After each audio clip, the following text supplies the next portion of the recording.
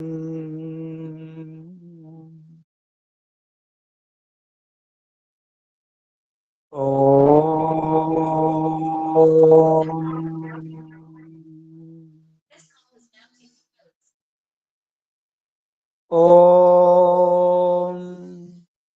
భూర్భువస్వః తత్సవితుర్వరేణ్యం భర్గో దేవస్య ధీమహి ధియో యో నః ప్రచోదయాత్. ఓం శాంతి శాంతి శాంతి. ఓం పరమపిత పరమాత్మ. ఓం ఓముకు వందనాలు.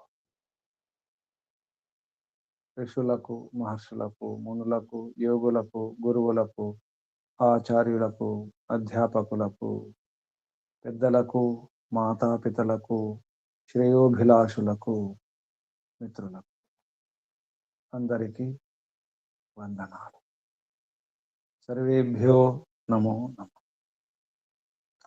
అథ చాణక్య నీతి దర్పణ శోధపూర్ణ సంస్కరణ. భాష్యకారః పరమహంస స్వామి జగదీశ్వరానంద సరస్వతి. జగదీశ్వరానంద సరస్వతి గారు ఎన్నో పుస్తకాలు రాయడం జరిగింది. శుద్ధ రామాయణం లాంటి పుస్తకాలు కూడా. గొప్ప రచయిత. వైదిక సాహిత్యాన్ని సరళమైన భాషలో మనకు అందించడం జరిగింది. వారు చాణక్య నీతి అసలు పేరు రాజనీతి సముచ్చయం. అసలు పేరు దీని పేరు రాజనీతి సముచ్చయం.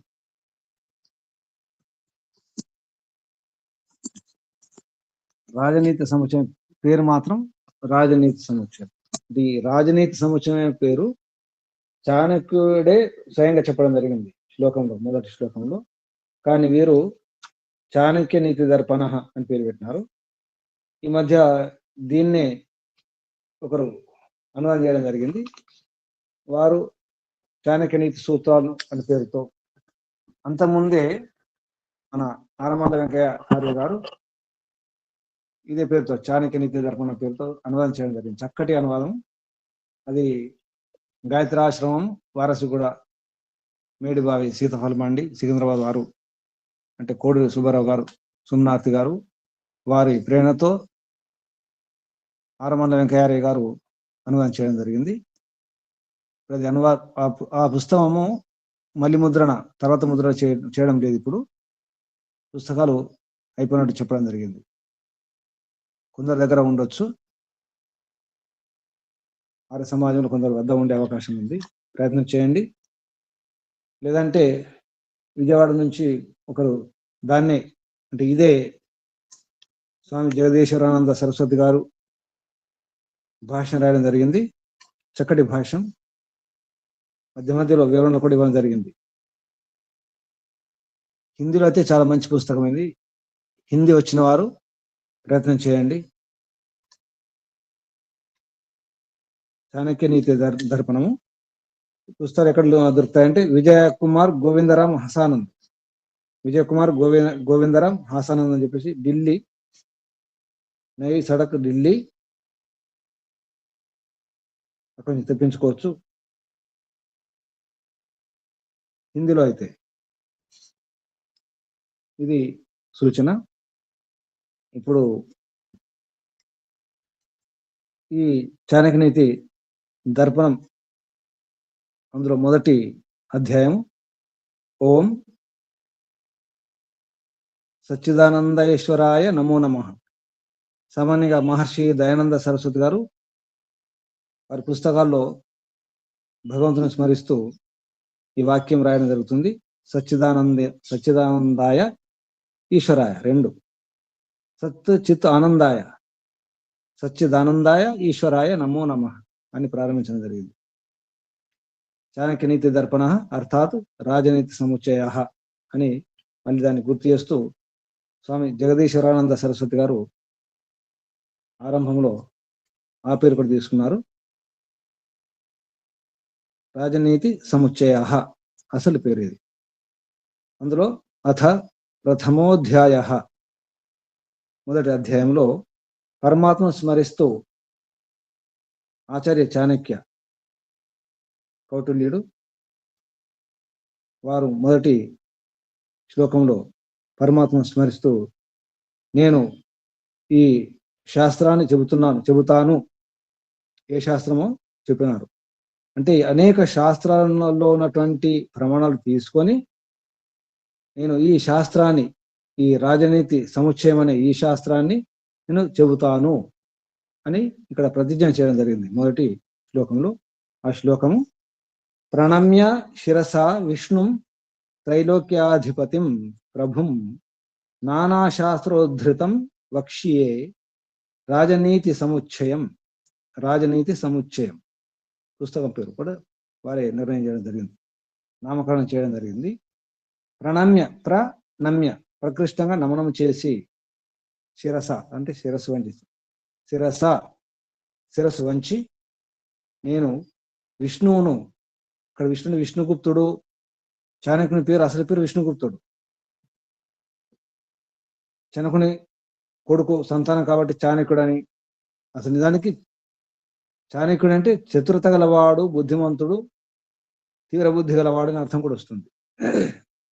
కానీ చరిత్రలో ఆచార్య చనకుని యొక్క సంతానం కాబట్టి చాణక్యుడని, విష్ణుగుప్తుడు కాబట్టి ఇక్కడ విష్ణు అనే శబ్దం తీసుకుంటూ అనుకుంటారు, కానీ అది కాదు. భగవంతుడు అంతటా ఉన్నాడని చాణక్యుడు, ఎందుకంటే మహాపండితుడు, రాజనీతిజ్ఞుడు, ఆర్థిక శాస్త్రవేత్త కూడా, తక్షశిల విశ్వవిద్యాలయం యొక్క కులపతి, అంటే ఇప్పటి భాషలో ఛాన్సలర్. అటువంటి ఆచార్యుడు చాణక్యుడు 3 లోకాల అధిపతి, భూలోకం, భూర్లోకం, స్వర్లోకం. మన భాషలో ఆధ్యాత్మికం భూర్భువస్వ. 3 లోకాల అధిపతి అయినటువంటి ప్రభు అంటే సమర్థుడు, ప్రభు అంటే సమర్థుడు అర్థం వస్తుంది. అటువంటి సామర్థ్యం గలవాడు, 3 లోకాల అధిపతి అయినటువంటి విష్ణువును నేను నమనం చేస్తున్నాను, శిరస్సు వంచి నమస్కరిస్తున్నాను అని మొదటి వాక్యంలో చెప్పి, నానాశాస్త్ర ఉద్ధృతం, నానా శాస్త్రాలతో ఉద్ధృతం అంటే తీసుకోబడినటువంటి, ఉద్ధృతం అంటే తీసుకోవడం, ఏరుకోవడం, అలా ఎన్నో శాస్త్రటువంటి రత్నాలను, సామెతలను, నీతులను ఏరుకొని ఎంపిక చేసుకొని వక్ష్యే నేను చెబుతాను. ఇది భవిష్యత్ కాలంలో వక్ష్యామి, వక్ష్య అంటే తర్వాత చెబుతానే అర్థం వస్తుంది. రాజనీతి సముచ్చయం ఇది పేరు, ఈ శాస్త్రం యొక్క పేరు రాజనీతి సముచ్చయం. ప్రణమ్య శిరసా విష్ణుం త్రైలోక్యాధిపతిం ప్రభుం నానాశాస్త్ర ఉద్ధృతం వక్ష్యే రాజనీతి సముచ్చయం. ఇలా మనకి ఏమేమి విషయాలు తెలిసినాయంటే, చాణక్యుడు విష్ణువును, ఆ విష్ణు ఎటువంటి వాడు అంటే అంతటా ఉన్నటువంటి, అంతటా వ్యాపించినటువంటి, విష్ణు అంటేనే విష్ణుడు వ్యాప్తవు, వేవేష్టి వ్యాప్నోతి చరాచరం జగత్ స విష్ణు. మహర్షి దయానంద సరస్వతి గారు ఎక్కడైనా విష్ణు శబ్దం వచ్చినప్పుడు ఇదే వాక్యం చెబుతారు. సత్యార్థ ప్రకాశ మహర్షి సమోల్లాసంలో కూడా విష్ణు శబ్దానికి ఇదే నిర్వచనం చెప్పడం జరిగింది. వేవేష్టి ధాతు విష్ణుడు వ్యాప్తం, వేవేష్టి అంటే వ్యాప్నోతి అంతటా వ్యాపించి ఉంటాడు, చరాచరం జగత్, చరాచర జగత్ అంతటా వ్యాపించి ఉంటాడు, సా అతడు విష్ణు అని మహర్షి దయానంద సరస్వతి గారు పరమాత్మ యొక్క నామం విష్ణు, దానికి అర్థం అక్కడ కూడా ఇది అర్థం. అంటే ఈ రాజనీతి సముచ్చయంలో, రాజనీతి సముచ్చయం, రాజనీతి, రాజు ఎలా ఉండాలి, ప్రజలు ఎలా ఉండాలి, ఎటువంటి వ్యవహారం చేయాలి, ప్రజల్లో ఎటువంటి ఆచారాలు, విచారాలు ఉండాలి, వ్యవహారాలు ఉండాలి, ఏ నియమాలు, ఏ కట్టుబాట్లు, ఎటువంటి నిబంధనలు ఉండాలి, రాజనీతి అంటారు. ఈనాటి రాజనీతి లాగా కాదు. ఈనాటి రాజనీతి కుట్రలు, కుతంత్రాలు, మోసాలు, యుద్ధకాలు, వేషాలు ఇటువంటివి ఉంటాయి. ఈ రాజనీతి ధర్మాన్ని ఎలా రక్షించాలి, రాజు నీతిని ఎలా కాపాడాలి. నీతి అంటేనే అర్థం ఉంది, నేత, నేత చేసేది నీతి, నేత చేసేదే నీతి. నీ ప్రాపణే, నీ ప్రాపణే అంటే ప్రాప్తింపజేస్తాడు, చేరుస్తాడు. నాయకుడు, నేత నేతృత్వం వహించి, నాయకత్వం వహించి చేరుస్తాడు, గమ్యం చేరుస్తాడు అని అర్థం వస్తుంది. నీతి అంటే చేర్చేది. నీతి చేర్చబడాలి. ప్రజలు ధర్మం వైపు రావాలి, ధర్మాన్ని ఆచరిస్తూ సుఖాలను పొందాలి. ఏ సుఖాలు? స్థిరమైన సుఖాలు, మోసాలు చేయకుండా అటువంటి సుఖాలు పొందాలి. అలా సుఖాలు పొందుతూ చివరికి మోక్షాన్నే పొందాలి. అది నీతి. నీతి నేత, రాజనీతి, రాజు యొక్క నీతి. అది సముచ్చయం. సముచ్చయం అంటే కూడిక, కలపడం అని అర్థం వస్తుంది. చయనం చేయడం, మంచిగా చయనం చేయడం. అందుకే ఈ రాజనీతి సముచ్చయం అనే ఈ చాణక్య నీతి దర్పణంలో ఎన్నో శాస్త్రాల ప్రమాణాలు ఉన్నాయని అర్థం చేసుకోవాలి. ఈ మొదటి శ్లోకంలో భగవంతుని స్మరించాలి. ప్రణమ్య శిరసా విష్ణు. ఆ విష్ణు ఎటువంటి వాడు? త్రైలోక్య అధిపతిం ప్రభుం, సమర్థుడు. పరమాత్మ సమర్థుడు, సర్వశక్తిమంతుడు. సృష్టి స్థితి లయ చేయడంలో ఎవరి సహకారం అవసరం లేనివాడు. ఎవరి సహాయ సహకారాలు, మార్గదర్శనాలు అవసరం లేదు. అటువంటి ప్రభుత్వం అంటాం కూడా మనం, ప్రభుత్వం. అటువంటి ప్రభువు పరమాత్మ సమర్థుడు. ఆ సమర్థుణ్ణి నేను శిరస్సుతో ప్రణామాలు చెప్పి ఏం రాస్తున్నాను, ఏం చెబుతాను అంటే వక్ష్య చెబుతాను. ఏం చెబుతాను?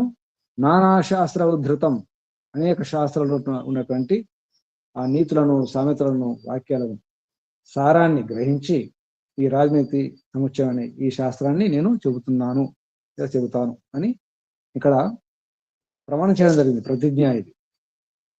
మొదటి శ్లోకంలో పరమాత్మను స్మరిస్తూ ఈ పుస్తకం ఇది.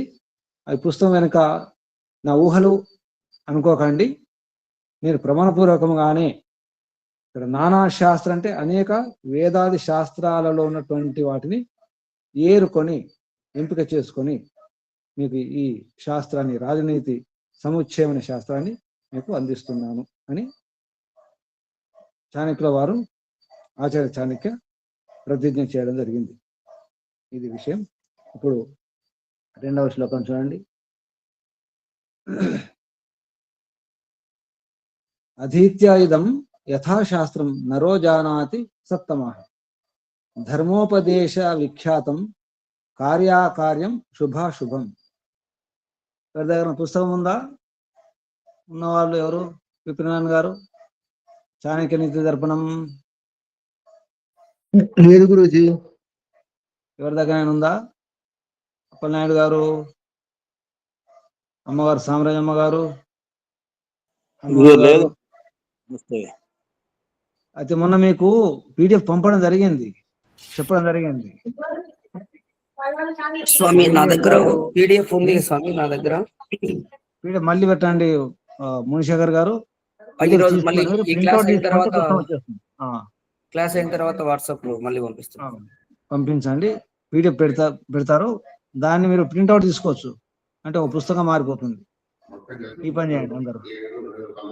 ఆర్మల వెంకయ్య వారి పుస్తకం దొరికింది PDF, మొన్న కూడా పెట్టడం జరిగింది. ప్రయత్నం చేయండి అందరూ. పుస్తకం ఉండాలి, లేకపోతే కష్టం. శుభం. మునిశేఖర్ గారు మ్యూట్లో ఉండండి. మునిశేఖర్ గారు. రెండవ శ్లోకం. అధీత్యాయుధం యథాశాస్త్రం నరో జానాతి సత్తమః, ధర్మోపదేశ విఖ్యాతం కార్య అకార్యం శుభ అశుభం.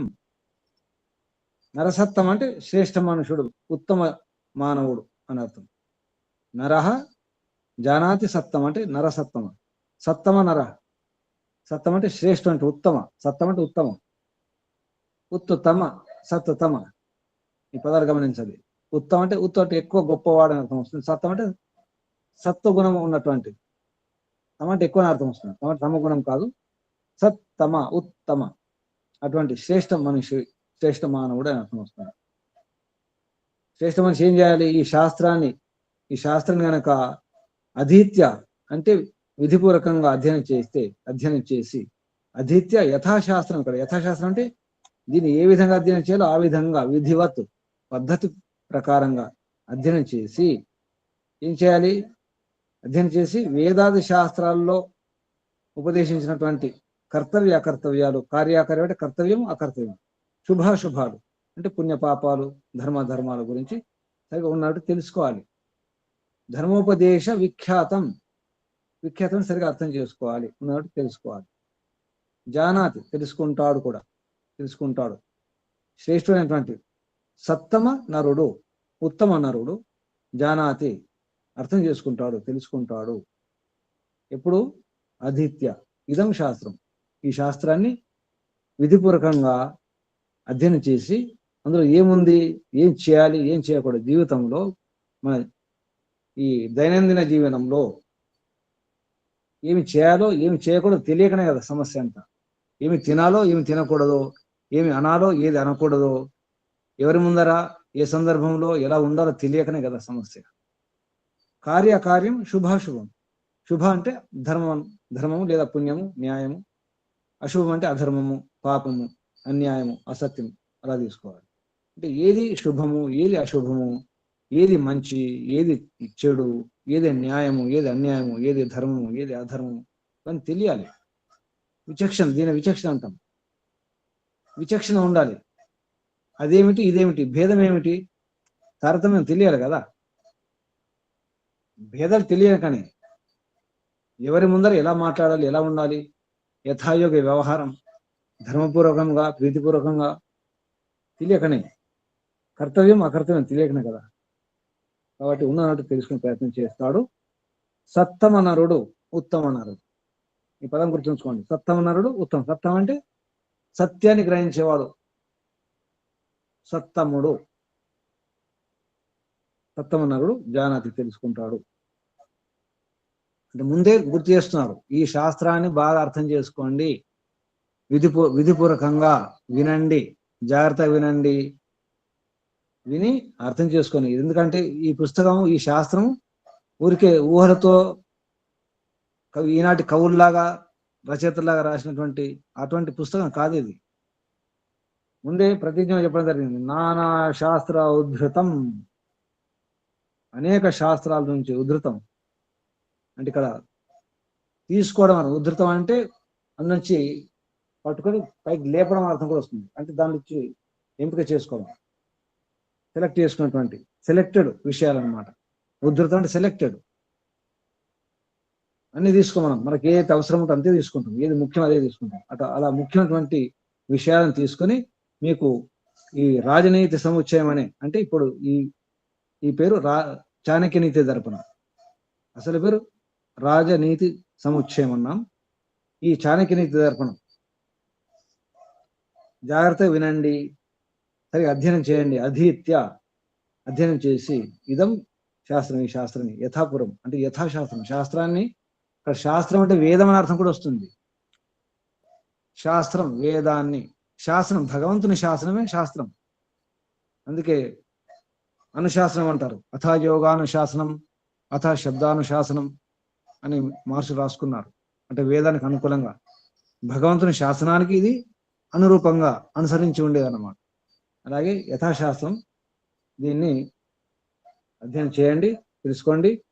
అలా తెలుసుకున్నవాడు కార్యకార్యాలను అంటే కర్తవ్య అకర్తవ్యాలను తెలుసుకుంటాడు, శుభ అశుభాలను సరిగా అర్థం చేసుకుంటాడు.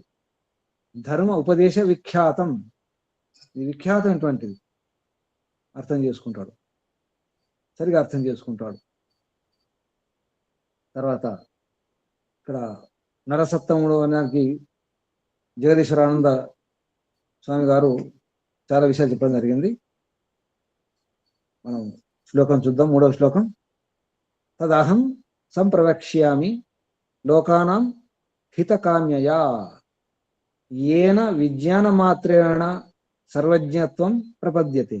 3వ శ్లోకం. చాణక్య నీతి దర్పణం 1వ అధ్యాయం. అదే దాని పేరే రాజనీతి సముచ్చయం. అందులో 1వ అధ్యాయంలో 3వ శ్లోకం. తద్ అహం సంప్రవక్ష్యామి లోకానాం హితకామ్యయా ఏన విజ్ఞాన మాత్రేణ సర్వజ్ఞత్వం ప్రపద్యతే. తదేంటి ఈ రాజనీతి సముచ్చయం, చాణక్య నీతి దర్పణం, చాణక్య నీతి కూడా అంటారు కొందరు. దీన్ని అహం నేను ఎందుకు రాస్తున్నాను చెబుతున్నారు.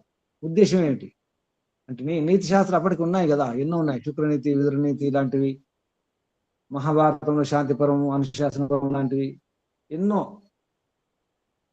దీనికంటే ముందు ఉన్నటువంటి నీతి శాస్త్రాలు ఎన్నో ఉన్నాయి. ఎందుకు రాస్తున్నాను దానికి సమాధానం లోకానం హితకామ్యయ. లోకానం అంటే ఇక్కడ మనుషుల కొరకు, లోకుల కొరకు, వారి కొరకు, హితకామ్య హితం కొరకు, హితకామన కొరకు. నేను మానవ మాతృలందరూ, ఇక్కడ లోకం అంటే ప్రతి ఒక్కరని అర్థం కూడా వస్తుంది. ప్రతి ఒక్కరి కొరకు, మానవ మాతృలందరి కొరకు, వారి కళ్యాణం కొరకు. ఇక్కడ హితం అంటే హితం, మేలు, శుభం, కళ్యాణం. కళ్యాణ కామన కొరకు, కామ్య కామన ద్వారా అని అర్థం వస్తుంది. హిత కామ్య కామ్యయ, మానవ మాతృలందరి కొరకు వారి యొక్క కళ్యాణం, శుభం, మేలు ఆ కోరికతో, వారి మేలు జరగాలనే ఉద్దేశంతో. తత్ ఏమిటది? రాజనీతి సముచ్చయం, చాణక్య నీతి దర్పణం. దీన్ని సంప్రవక్ష్యం, సరిగా సమ్యక్, అంటే మంచిగా ప్రవచిస్తాను. సంప్రవక్ష్యామి, ఇంకా చెప్పలేదు కాబట్టి నేను వక్ష్యామి, ప్రవచిస్తాను, ఉన్నదన్నట్టు చెబుతాను. దాని ద్వారా ఏమవుతుంది? ఏన విజ్ఞాన మాత్రేన, దేని ద్వారా అయితే విజ్ఞానం అంటే సరిగ్గా జ్ఞాన మాత్రం చేతనే, విజ్ఞాన మాత్రేన సరిగ్గా విశేషంగా జ్ఞానం పొందిన మీదట దాని ద్వారా మనుష్యుడు సర్వజ్ఞుడు అవుతాడు. ఇక్కడ సర్వజ్ఞుడు అంటే చాలా విషయాలు తెలుస్తాను, అంటే ఈ లోకంలో ఎలా వ్యవహారం చేయాలో తెలుసుకుంటాడు. సర్వజ్ఞుడు అంటే పరమాత్మలాగా భూత భవిష్యత్ వర్తమాన కాలాలు తెలుసుకున్నవాడు కాదు, ఆ రకం కాదు. సమర్థుడు అవుతాడు, విషయాలు తెలుసుకోవడంలో సమర్థుడై ధర్మార్థ కామాలు, ఇక్కడ మోక్షం కాదు. చాణక్య నీతి యొక్క ఉద్దేశం కూడా ధర్మ అర్థ కామములే, ధర్మ అర్థ కామనలే, వాటి పూర్తి కొరకే ఈ నీతి. ఇది మోక్ష శాస్త్రం కాదు, నీతి శాస్త్రం. ఇది బాగా గుర్తుంచుకోవాలి. నీతి శాస్త్రాలు ఎకమాటుకు ధర్మ అర్థ కామనల పూర్తి కొరకే ఉంటాయి, మోక్షశాస్త్రాలు వేరు. అందుకే ఇక్కడ ఈ 3 ధర్మ అర్థ కామనల యొక్క జ్ఞానం తెలుస్తుంది. ఏది ధర్మము, ధర్మపూర్వకంగా అర్థాన్ని ఎలా సంపాదించుకోవాలి, దాంతో మన కోరికను ఎలా పూర్తి చేసుకోవాలి అనే విషయంలో తెలుసుకోవడం కొరకే ఈ నీతి శాస్త్రం. రాజనీతి సముచ్చయము, చాణక్య నీతి దర్పణము. ఇది అర్థం చేసుకోవాలి. ఏన విజ్ఞాన మాత్రేన సర్వజ్ఞత్వం ప్రపద్యతే. ప్రపద్యత అంటే ప్రాప్తం అవుతుంది, లభిస్తుంది అని అర్థం. ప్రపద్యతే ఇక్కడ పద్ధతి గతం అంటే పొందడం అర్థం వస్తుంది. ప్రపద్యతే అంటే సరిగా లభిస్తుంది. విజ్ఞాన మాత్రేన సరిగా అర్థం చేసుకుని వ్యవహారం చేస్తే మన హిత కామనలన్నీ కూడా పూర్తి అవుతాయి, మన శుభ కామనలన్నీ కూడా పూర్తి అవుతాయి. అశుభ కామన కొరకు కాదు, హిత కామ్యయ, హిత కామన ద్వారా అని అర్థం. ఇక ఇక్కడ నుంచి మొదలవుతుంది నీతి ఏంటో 4వ శ్లోకం నుంచి మొదలవుతుంది. ఇంతవరకు నేను ఈ పుస్తకం రాస్తున్నాను, ముందుగా పరమాత్మను ప్రార్థిస్తూ ప్రణమ్య శిరస విష్ణుం త్రైలోక్యాధిపతిం ప్రభుం అని మొదటి శ్లోకంలో మొదటి పంక్తి చెప్పి, నేను రాసేది నా కల్పన కాదు, నానా శాస్త్రాల నుంచి, అనేక శాస్త్రాల నుంచి, వేదాది శాస్త్రాల నుంచి తీసుకున్నటువంటి వాక్యాలు, నీతులు, సారం. దాని పేరు రాజనీతి శాస్త్రం, రాజనీతి సముచ్చయం అని చెప్పి 2వ శ్లోకంలో ఈ శాస్త్రాన్ని సరిగా అధ్యయనం చేసి విధిపూర్వకంగా చేసినటువంటి సత్తమ నరుడు తెలుసుకుంటాడు. ఏం తెలుసుకుంటాడు? ధర్మోపదేశం అని తెలుసుకొని కార్యాకార్యాలు, కర్తవ్యాలను, శుభ అశుభాలను అర్థం చేసుకుంటాడు అని 2వ శ్లోకం చెప్పిన తర్వాత 3వ శ్లోకంలో ఎందుకు రాస్తున్నాను అంటే దీని కొరకు లోకానం హితకామ్యయ, లోకల యొక్క హితకామన ద్వారా రాయడం జరుగుతుంది. దీని ద్వారా నేను సరిగా అర్థం చేసుకుంటే ఏన విజ్ఞాన మాత్రేన అంటే ఈ రాజనీతి సముచ్చయం చాణక్యనీతి దర్పణాన్ని అర్థం చేసుకోవడం ద్వారా అన్ని అర్థమవుతాయి వ్యవహారాలు అని చెప్పడం జరిగింది.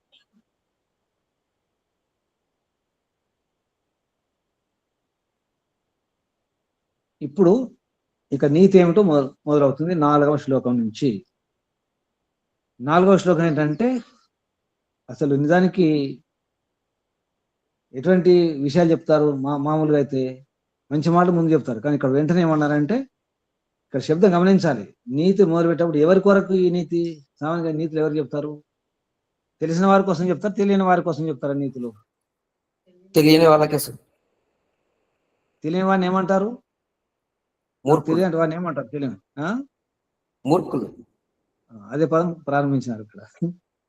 గమనించాలి, చాలా బుద్ధితో ఉంటాయి వ్యవహారాలు. ఒక శబ్దం ప్రారంభిస్తానంటే ఈ శాస్త్రం ఎవరి కొరకు, ఈ నీతి ఎవరి కొరకు? తెలియని వారి కొరకు, తెలిసిన వారి కొరకు. అందుకే మూర్ఖ శిష్య ఉపదేశేన దుష్ట స్త్రీ భరణేన చ దుఃఖితై సంప్రయోగేణ పండితో అపి అవసీదతి. పండితోప్యవసీదతి. పండిత అపి అవసీదతి. పండితుడు కూడా కొట్టుకుపోతాడు, దుఃఖపడదు, ఏడుస్తాడు. పండితుడు కూడా ఏడవాల్సి వస్తుంది. అవసాదనం అంటే ఈనాటి భాషలో డిప్రెషన్, అవసాదనం అంటారు.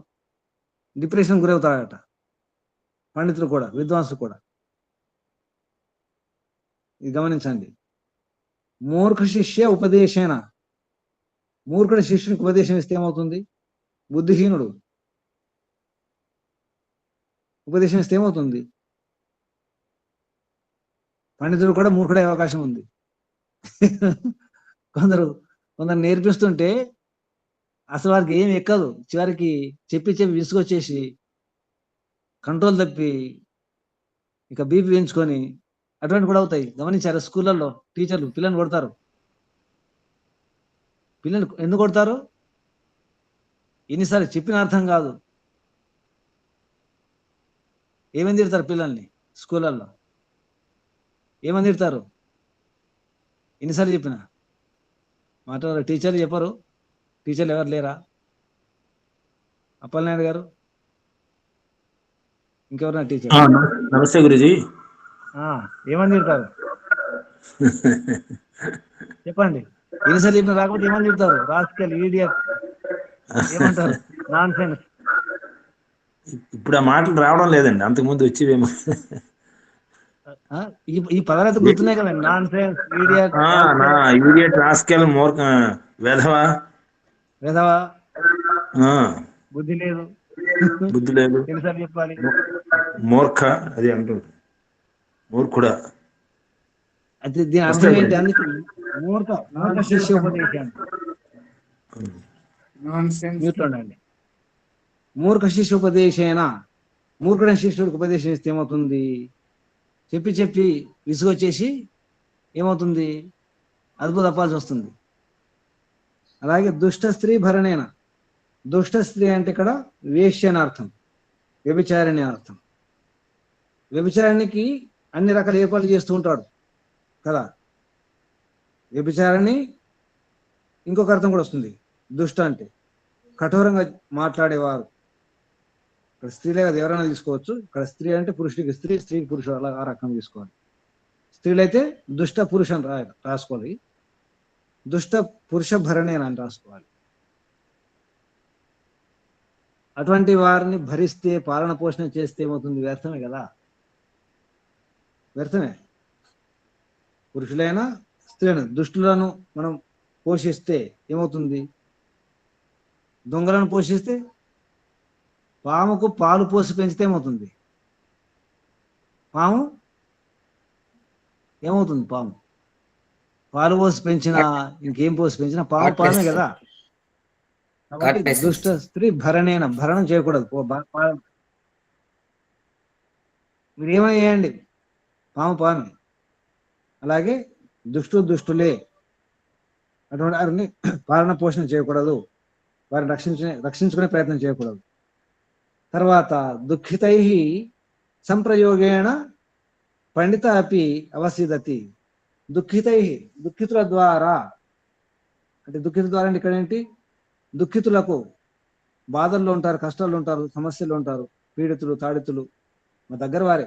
ఏదో వియోగము, డబ్బు లేకపోవడము, దొంగలు వాడడము, ఏదో రోగాలు రావడము, కష్టంలో, బాధల్లో ఎప్పుడు విషాదంలో ఉంటారు కొందరు. మనం మనం వారి దగ్గరికి వెళ్తే మనం ఎలా మాట్లాడాల్సి వస్తుంది చెప్పండి ఒకసారి. సరే, హాస్పిటల్లో పేషెంట్లకు సేవ చేసిన వారు ఉన్నారు ఎవరన్నా? మన వాళ్ళు ఎవరన్నా హాస్పిటల్లో పడ్డప్పుడు సేవ చేసిన వారు? నమస్తే గురు, మేము సేవ చేశాను గురుజీ. తర్వాత మీరు ఏమయ్యారు? సేవ చేసిన వారు తర్వాత ఏమవుతారు? పేషెంట్ బాగా అవుతాడు, సేవ చేసిన పేషెంట్ అవుతారు. సేవ చేసి పేషెంట్ అవుతారు కదా. అవుతారండి, అవుతారు. సౌండ్ తగ్గించుకుంటే మ్యూట్లోనే అండి, లేకపోతే అక్కడ చర్చ పెట్టకండి, రికార్డ్ అవుతాయి అన్ని. మీ చర్చలు రికార్డ్ అవుతాయి ఇక్కడ. ఇప్పుడు కానీ మీరు కొందరు డాక్టర్లు చూసి ఉంటారు. డాక్టర్లు రోగులను చూసి చూసి వారు కూడా రోగులైపోతారు. డాక్టర్లు మానసిక వైద్యులు ఉంటారు కదా, మెంటల్ డాక్టర్లు. సామాన్య మెంటల్ డాక్టర్లు చూడండి, వాళ్ళు మెంటల్ ఉంటారు. పిచ్చి హాస్పిటల్ చూసారా? పిచ్చి ఆసుపత్రుల్లో ఇప్పుడు పిచ్చి ఆసుపత్రికి వెళ్ళండి, అసలు డాక్టర్లు పేషెంట్ల పిచ్చి వాళ్ళ డాక్టర్లు అర్థం కాదు. పిచ్చి వాళ్ళు డాక్టర్ లాగా వేషం వేస్తారు, డాక్టర్ పిచ్చి వాళ్ళు అవుతారు. ఇక్కడ అర్థం ఏంటంటే దుఃఖం ఉన్న వారిని ఆదుకోవాలి, కానీ వారి ద్వారా మనం ఆకర్షితులు కాకూడదు, అంటే వారి లాగా మారకూడదు. నాకు ఇక్కడ దుఃఖితై సంప్రయోగేన, దుఃఖితుల ద్వారా సంప్రయోగం, వారు కలిసిపోవడం అన్నమాట. సంప్రయోగం అంటే వారి వ్యవహారం రావడం, మనం సంప్రయోగం, వారిలాగా ప్రయోగం చేయడం.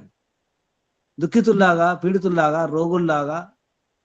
ఇప్పుడు ఎవరు నత్తి వాళ్ళు ఉన్నారనుకోండి, పిల్లలు మాట్లాడతారు నత్తి లేకపోతే, నేను నత్తి వాళ్ళు ఉంటారు కదా, వాళ్ళని అనుకరిస్తే ఏమవుతుంది? ఇమిటేట్ చేస్తే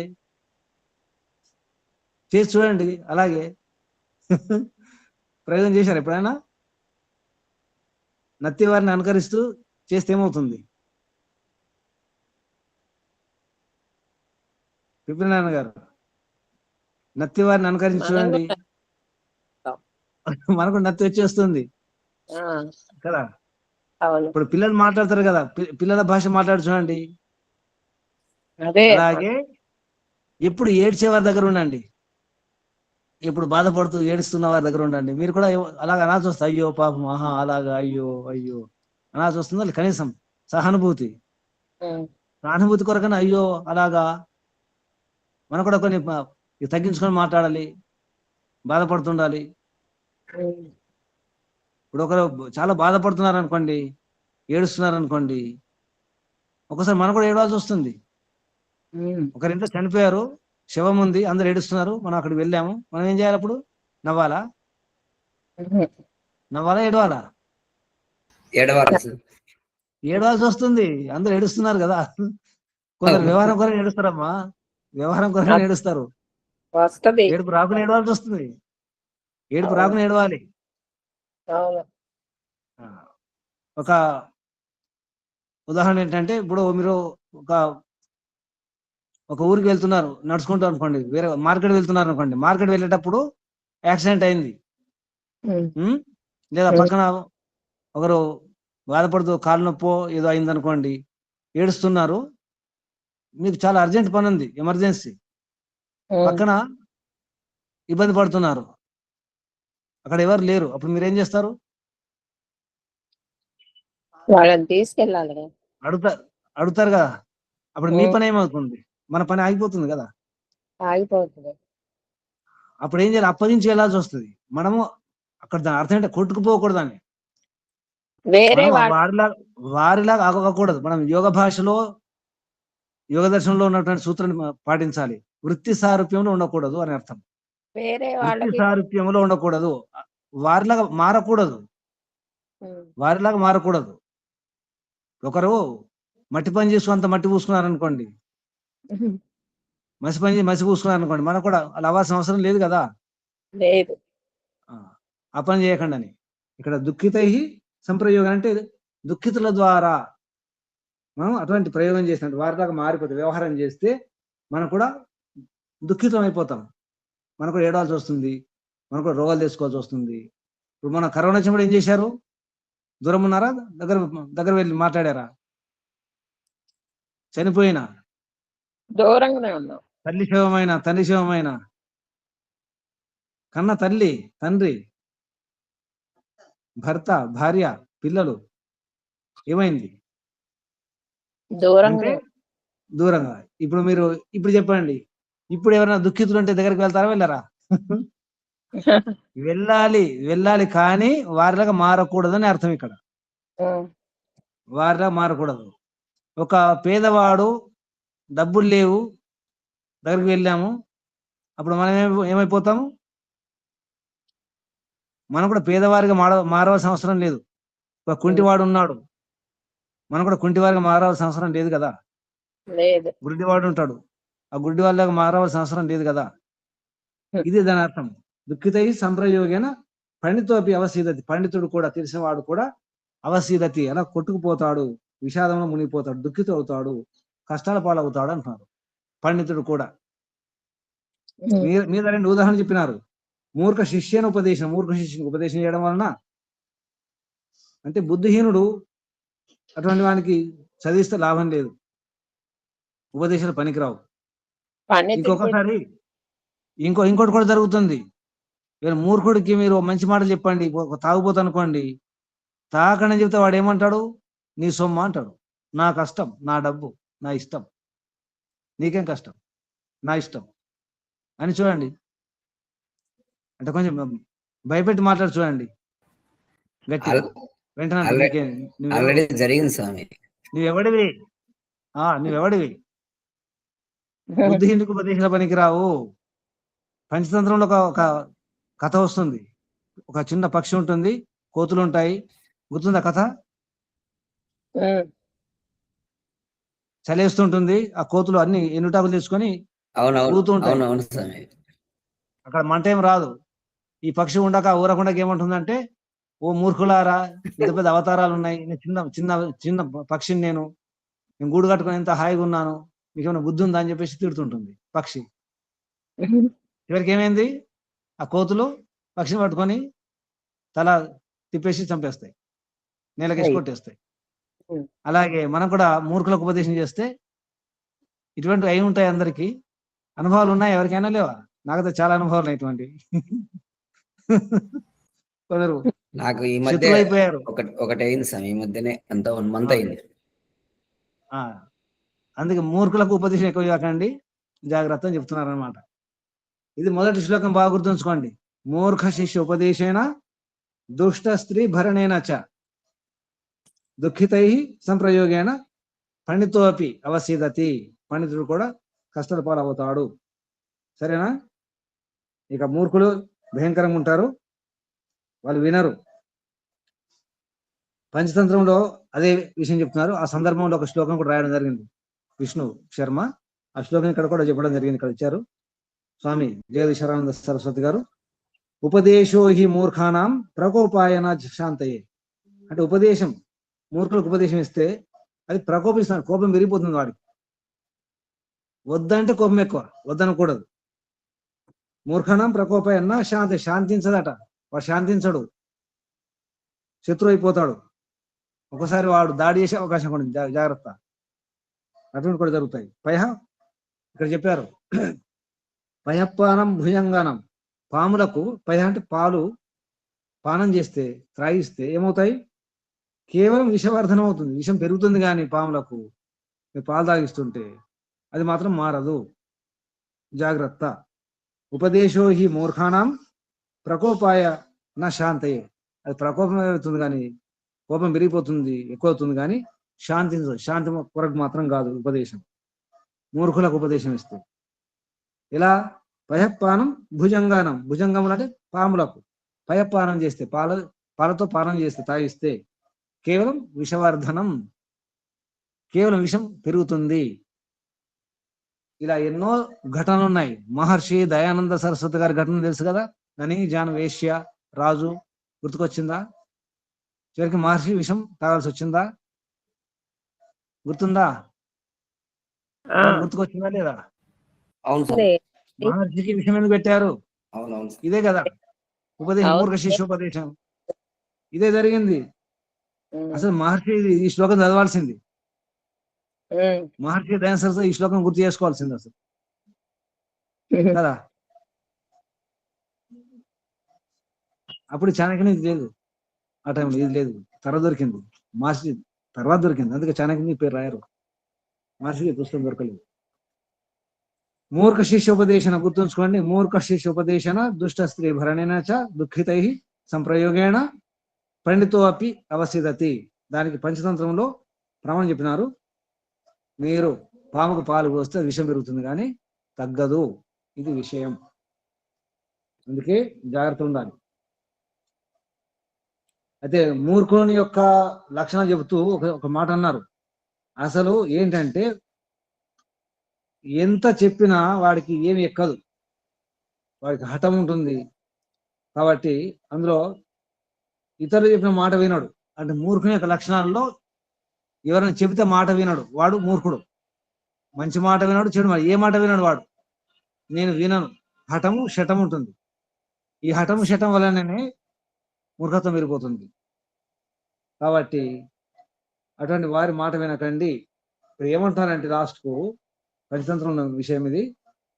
ఏ ఇంట్లో తల్లి ఉండదో, మాతా చేస్తే గృహే నాస్తి, ఎవరింట్లో తల్లి ఉండదో, బాగా వినండి. మాతా యస్య గృహే నాస్తి, ఎవరి ఇంట్లో తల్లి ఉండదో, భార్యాచ అప్రియవాదిని, భార్య ఉంటుంది కానీ అప్రియం, ప్రియంగా మాట్లాడు, అటువంటి ఇంట్లో ఉండకూడదు. దానికంటే అడవికి వెళ్ళి పోవడం మంచిది అంటున్నారు. అరణ్యం తేన గంతవ్యం, అడవికి వెళ్ళడం మంచిదట. అరణ్యం తేన గంతవ్యం, యథారణ్యం తథావనం తథాగృహం. ఇల్లైనా అంతే, అడవైనా అంతే. అంటే మూర్ఖులున్న ఇంట్లో ఉండకూడదని అర్థం. దాని అర్థం అంటే తల్లి ఉండాలి, తల్లి ఉన్న ఇంట్లో ఉండాలి. తల్లి లేకపోతే కష్టమే. అంటే తల్లి యొక్క అక్కడ మహిమ చెప్పడం జరిగింది ఈ సందర్భంగా వారు. ఇది ఇంకొక శ్లోకం చెప్పుకొని ముగించేద్దాం. 5వ శ్లోకం. దుష్టా భార్య షఠం మిత్రం భృత్య చ ఉత్తరదాయక ససర్పే చ గృహే వాసో మృత్యు ఏవ న సంశయ. దుష్టా భార్య, దుష్టురాలు అంటే దుష్టు అని కాదు, కటుగా మాట్లాడే భార్య, అలాగే దురాచారిణి అటువంటి భార్య, అలాగే భర్త కూడా తీసుకోవాలి. ఇక్కడ అటువైపు కూడా తీసుకోవాల్సి వస్తుంది. దుష్టు అయినటువంటి భర్త ఉన్నా, అలాగే షఠం మిత్రుడు ఉన్నాడు కానీ ధూర్తుడు, మనకు హాని చేసేవాడు, మనం ఇరికించేవాడు అనమాట ధూర్తుడు. షఠం మిత్రం. అలాగే భృత్యుడు, సేవకుడు ఉంటాడు కానీ మనకి పని చెప్తాడు. ఒక సామెత ఉంది, మాటలు నేర్చిన కుక్క ఏమంటుంది? మాటలు నేర్చిన కుక్క. ఒక కుక్క మాటలు నేర్పించండి, కుక్కకు మాటలు నేర్పించండి, తర్వాత నేను పని చెప్పండి, ఏమంటుంది కుక్క? సామెత తెలుసా లేదా మీకు?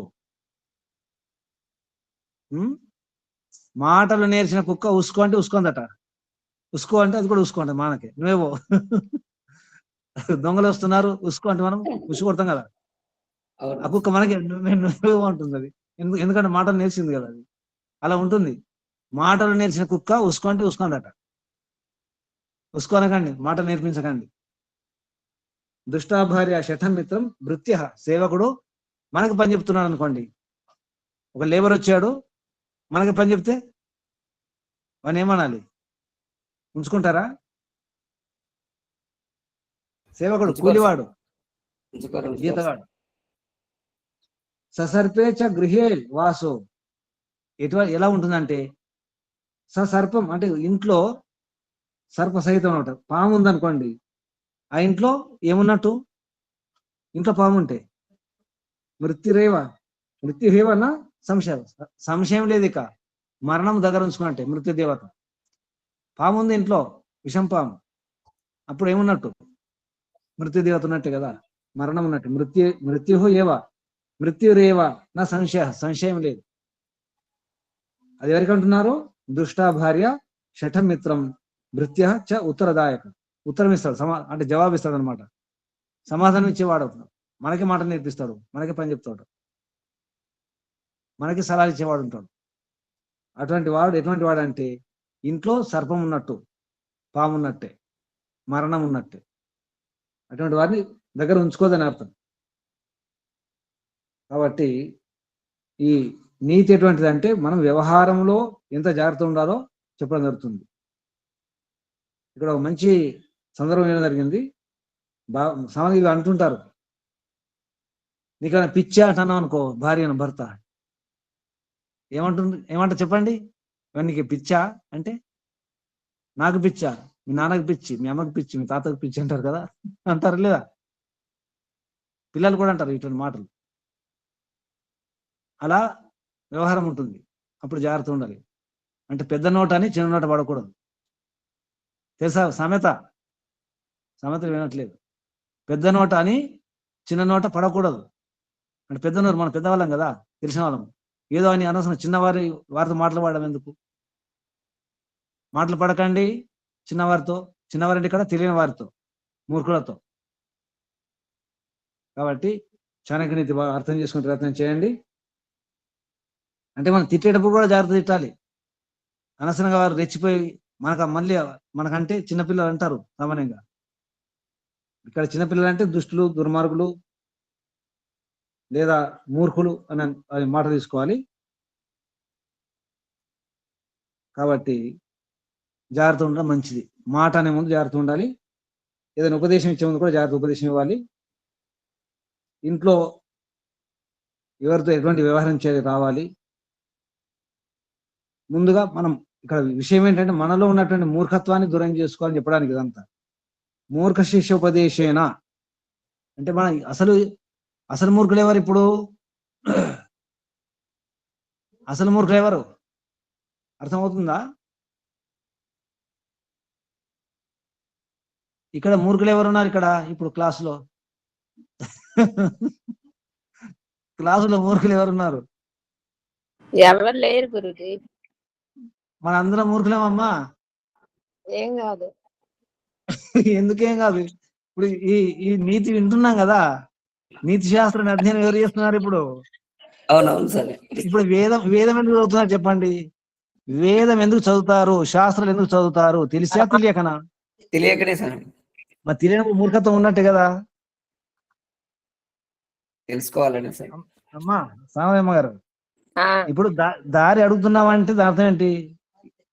ఒక ఊరికి వెళ్తున్నాము, ఎలా వెళ్ళాలి అడుగుతున్నావా లేదా? కొత్త ఊరికి వెళ్తున్నాము, దారి అడుగుతున్నాం అంటే అర్థం ఏంటి? తెలిసి అడుగుతున్నావా తెలియక అడుగుతున్నావా? త్రిపురాయణ గారు మాట్లాడకండి, రికార్డ్ అవుతున్నాయి, మ్యూట్ లో ఉండండి. మాట్లాడదంటే మ్యూట్ లో పెట్టుకోవాలి. తెలియకుండా చేస్తున్నామంటే మనకు తెలియదు కాబట్టి, తెలియకపోవడమే మూర్ఖత్వం కదా. మనం తెలుసుకుంటున్నామంటే అర్థం ఏంటి? తెలియదు. తెలియంటే మీనింగ్ ఏంటి? అజ్ఞానమే కదా. దాన్ని మరొక పదం మూర్ఖత్వం కదా. ఈ శాస్త్రం మనకే కదా. అంటే మనం తెలుసుకోవాలనే ఉద్దేశంతో, నేర్చుకోవాలనే ఉద్దేశంతో మనం ప్రయత్నం చేస్తున్నాము. ఆ రకంగా మూర్ఖం కాదు, ఈ శాస్త్రం చెప్పిన మూర్ఖత్వం కాదు మనది. కానీ తెలుసుకునే ప్రయత్నం చేయాలి. అంటే మూర్ఖత్వం అంటే దాని అర్థం ఏంటంటే కొన్ని విషయాల్లో మనం మూర్ఖులమే.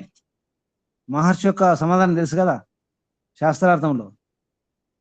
మహర్షిని అడుగుదాము ఒక ప్రశ్న, నువ్వు మూర్ఖుడివా జ్ఞానివా? చెప్పండి, మీరు మూర్ఖుల జ్ఞానులా? సమాధానం చెప్పండి. కొన్ని విషయాల్లో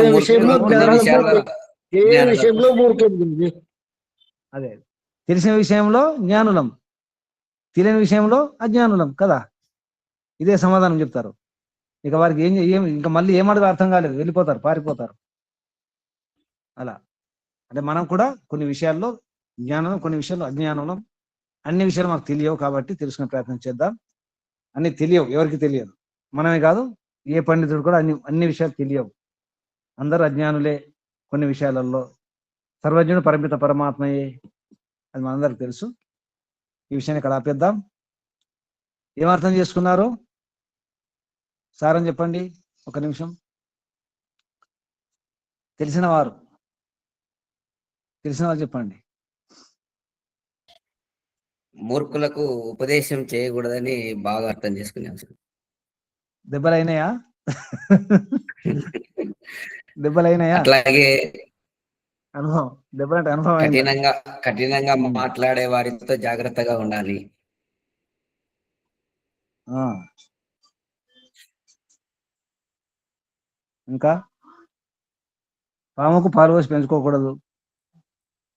అవునవును సార్, అది జాగ్రత్తగా మెయిన్ ఉండాలి. పాయింట్. శుభం. చాలా బాగుంది సార్ ఈరోజు. కృష్ణారావు గారు మ్యూట్ లో ఉండండి. మీరు మాట్లాడదామంటే మ్యూట్ లో ఉండాలి, రికార్డ్ అవుతాయన్ని. శుభం. ముగించేద్దామా? ఓం శం. ముందుగా పరమపిత పరమాత్మకు వందనాలు, ఋషులకు మహర్షులకు వందనాలు, ప్రణామాలు. మీ అందరికీ అభినందనాలు, వందనాలు, పరమాత్మ శుభాశీస్సులు. ఓం శం. శుభం.